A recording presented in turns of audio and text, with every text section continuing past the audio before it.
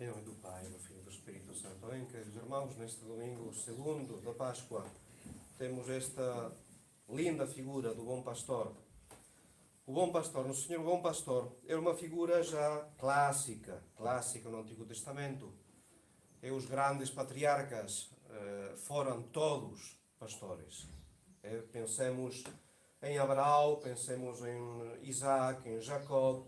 No mesmo Moisés, quando saiu da terra do Egito, diz a Escritura que levaram com eles suas ovelhas e gado em grande número. E a riqueza de uma pessoa consistia precisamente no número de cabeças de gado. Vemos também os dois primeiros reis de Israel, Saul e Davi, passaram literalmente do pastoreio ao trono. Tal qual. Então o Senhor se apresenta hoje como bom pastor. E o primeiro sinal do bom pastor é que dá a sua vida pelas ovelhas. Para nós isto não, um pastor que tem de dar a sua vida pelas ovelhas, hoje não se conhece, mas na antiguidade o papel, o ofício do pastor, sim, era humilde, simples, mas era também muito duro, muito exigente. E vemos exemplos nessa escritura. Vemos o patriarca Jacó, sabemos de seus protestos diante do seu difícil mestre e parente, Labão. Há 20 anos que estou em tua casa, tuas ovelhas e tuas cabras não abortaram, não comi os teus carneiros, nunca te trouxe os animais estracelhados pelas feras, eu os repunha, pois tu exigias, quer fossem roubados de dia, quer de noite. Eu era queimado de dia pelo calor e de noite pelo frio, e o sono fugia dos meus olhos. Eis há 20 anos que estou em tua casa, servi-te 14 anos por tuas 2 filhas, 6 anos pelos teus rebanhos, e 10 vezes modificaste o meu salário. Vida simples, sim, mas cheia é de dificuldades, nada confortável. Dá a sua vida pelas ovelhas. Quando o rei David se apresenta diante de Saul para dizer: eu vou lutar contra o gigante Golias, contou ao rei Saul: quando o teu servo apacentava as ovelhas do seu pai, e vinha um leão ou um urso roubar uma ovelha do rebanho, eu o perseguia, eu o matava, tirando-lhe a ovelha da boca. E se ele se levantava contra mim, agarrava-o pela goela e estrangulava-o. Então, vemos também o aspecto, o físico e a força deste rei Davi. Assim como o teu servo matou o leão e o urso, então o fez. Chegou a pôr a sua vida em perigo para defender as ovelhas. Assim como o teu servo matou o leão e o urso, assim fará ele a esse filisteu incircunciso que insultou os exércitos do Deus vivo. Então, uma vida conhecida já pelos habitantes na Palestina. O bom pastor, primeiro, dá a sua vida pelas suas ovelhas. Segunda característica, o bom pastor conhece as suas ovelhas, chama-as pelo seu nome. Isto é, diante de Deus não há almas anónimas. Não existe. Deus tem cuidado de cada um de nós, conhece o nosso nome. Este bom pastor não só chama as ovelhas pelo seu nome, mas as conduz à pastagem. Depois de conduzir todas as suas ovelhas para fora, vai adiante delas e as ovelhas seguem-no, pois lhe conhecem a voz. Para Deus, conhecimento é sinónimo de amor. Quando dizemos que Deus conhece alguém, é que o ama. E este amor mostra-se também noutra parábola em que o pastor é capaz de deixar as 99 ovelhas no campo para ir à procura da ovelha perdida. É quando a encontra, não a maltrata. No Evangelho diz, apoia nos os ombros cheio de júbilo. E este amor o mostrou durante a paixão, nestes dias anteriores, quando se fez por nós maldição. Quando o justo ofereceu-se pelos injustos para nos conduzir a Deus. Bom pastor, dá sua vida pelas ovelhas, conhece as suas ovelhas. O que encontrou no Senhor como rebanho quando lhe chegou? Um rebanho disperso. Um rebanho sem pastores. Todos quantos vieram antes de mim foram ladrões e salteadores. A frase do nosso Senhor, justo antes do anjo de hoje. Os versículos anteriores dizem isto: todos quantos vieram antes de mim foram ladrões e salteadores. Anás, Caifás, os escribas, os principais dos sacerdotes, ladrões e salteadores. O rebanho não tinha quem os mantivesse.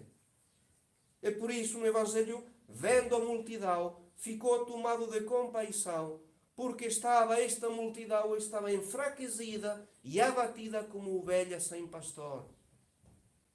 É o estado em que encontra no Senhor o seu rebanho. Diante do bom pastor, o mercenário. O contrário do bom pastor. O mercenário, porém, que não é pastor. Primeiro, que não é pastor. Segundo, a quem não pertencem as ovelhas. Quando vê que o lobo vem vindo, abandona as ovelhas. Terceiro. E foge. Quarto. O mercenário é isso. O lobo rouba e dispersa as ovelhas. O mercenário, porém, foge porque é mercenário. E não se importa com as ovelhas. As palavras do Senhor têm todas um significado e uma aplicação concreta. São Paulo dirá e caracterizará o mercenário como aqueles que procuram os seus próprios interesses e não os de Jesus Cristo. Então, o mercenário entra no redil por ambição. Estima e mede as funções sagradas pelo benefício que tira delas. Mas o mercenário evita a fadiga, evita o perigo, evita qualquer tipo de incômodo que ela possa padecer pelo bem das ovelhas. Cala quando deve gritar, não ousa opor-se ao mal, é por medo de perder a sua tranquilidade ou o favor do mundo. O mercenário falta de zelo pelas coisas de Deus. Não considera as ovelhas como próprias, então não é capaz de amá-las. Disse Santo Agostinho, eu sou bom pastor, não acrescentaria bom se não houvesse maus pastores. Por que ele chama bom pastor? Eu sou o bom pastor.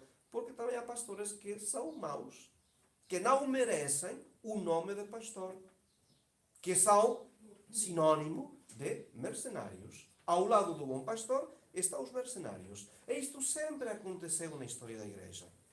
Sempre houve bons pastores, sacerdotes fiéis, zelosos, que faziam o que podiam, mas que cumpriam com o seu dever.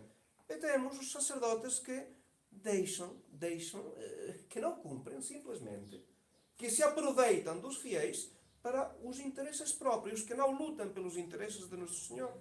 E isto também aplica-se hoje, mais do que nunca, na situação atual, onde há mais mercenários do que bons pastores. Porquê? Porque é um tempo de crise. E no tempo de crise o que falta é a bondade. O que abunda, a malícia. Então, menos bons pastores, mais mercenários.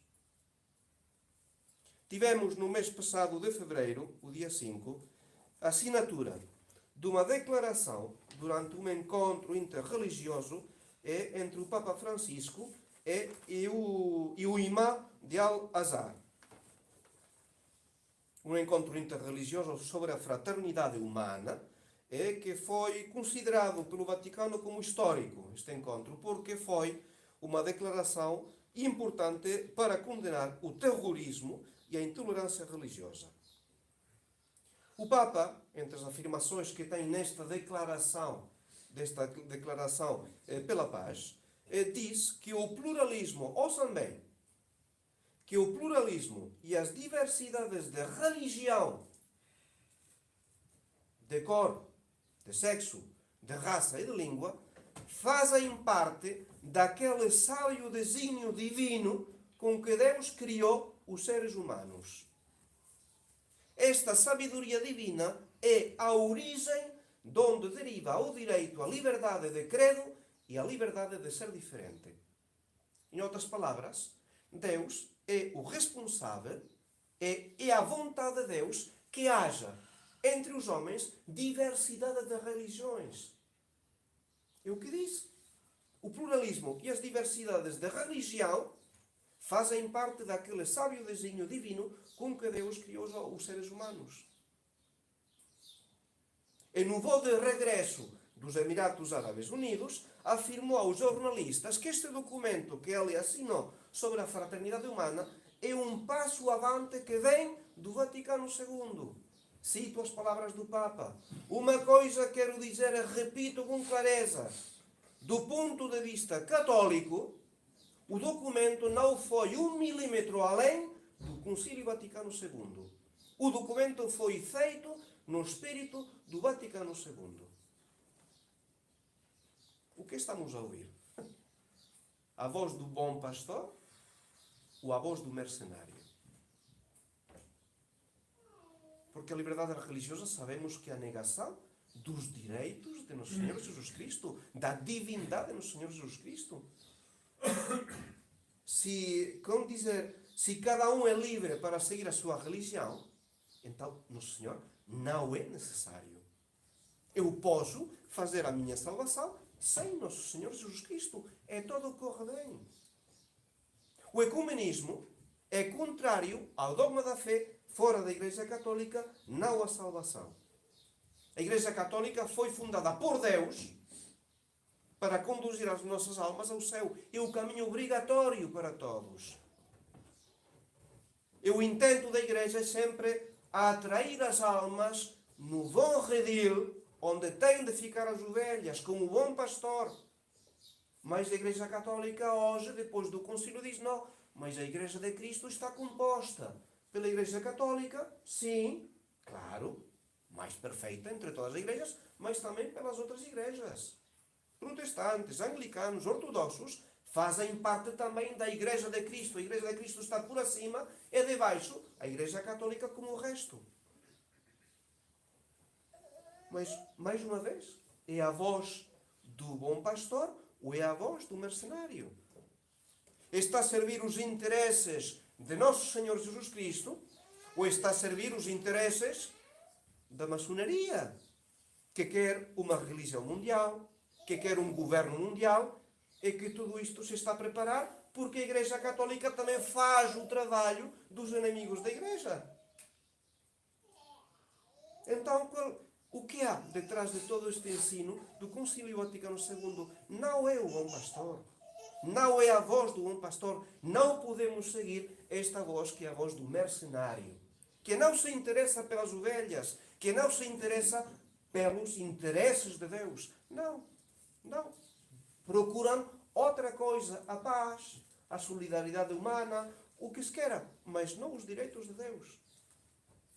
Então, nosso Senhor não falaria do bom pastor se não houvesse maus pastores. Como disse ao Paulo, não vos prendais, na segunda epístola aos Coríntios, capítulo 6, não vos prendais ao mesmo jugo como os infiéis, que a união pode haver entre a justiça e a iniquidade. O que é comunidade entre a luz e as trevas? Que compatibilidade pode haver entre Cristo e Belial? Cristo e Belial. O mercenário faz o trabalho de Belial, não de Cristo. O que acorda entre o fiel e o infiel? Como conciliar o templo de Deus e os ídolos? E os ídolos? Então, simplesmente pedir a Nossa Senhora, a Deus Nosso Senhor, o bom pastor, e a Nossa Senhora, a divina pastora, é que, primeiro, distinguir bem o bom pastor do mercenário. Graças a Deus, acho que todos nós temos já feito esta distinção. Sabemos onde está o bom caminho e quem nos mostra o bom caminho. Sabemos onde contar com bons padres que, apesar das suas misérias, estão a mostrar-nos a exigência do Evangelho, a perfeição. E sabemos onde está a voz do mercenário, que não se preocupa pelas nossas almas. Mas uma vez que já fizemos esta distinção, atenção, temos de ser atentos e dóceis à voz do bom pastor. Esta segunda parte, mais dura, mais difícil, mas temos de fazer confiança a estes que reconhecemos como bons pastores para deixar-nos levar pelo bom caminho aos bons pastos. Pedimos esta graça mais uma vez a Nossa Senhora. Falei da Divina Pastora, é uma invocação, um título relativamente novo. Já falava disso São João de Deus, São Pedro de Alcântara, é a venerável Maria Jesus de Ágreda. Mas foi, de facto, esta invocação à Divina Pastora apareceu, ou tomou mais força, a partir de umas aparições em Sevilha. É um tal Frei Isidoro de Sevilha, em 1703. Viu esta imagem de Nossa Senhora, numa aparição, sentada numa rocha, vestida como pastora, num local onde pastavam ovelhas. E ela traz um cajado na mão, símbolo do pastoreio materno, da mãe que cuida dos seus filhos, que colabora e conduz as ovelhas ao seu filho Jesus, o Divino Pastor. Então, sim, vamos pedir a Nossa Senhora, primeiro, a luz para distinguir o bom pastor do mercenário, segundo, a docilidade para seguir os conselhos, as indicações do bom pastor, daqueles que têm lugar do bom pastor. Terceiro, simplesmente, que Nossa Senhora seja sempre a nossa divina pastora para conduzir-nos aos bons pastos, a esta recompensa que entende ser Deus Nosso Senhor, o bom pastor, o divino pastor. Em nome do Pai, do Filho e do Espírito Santo.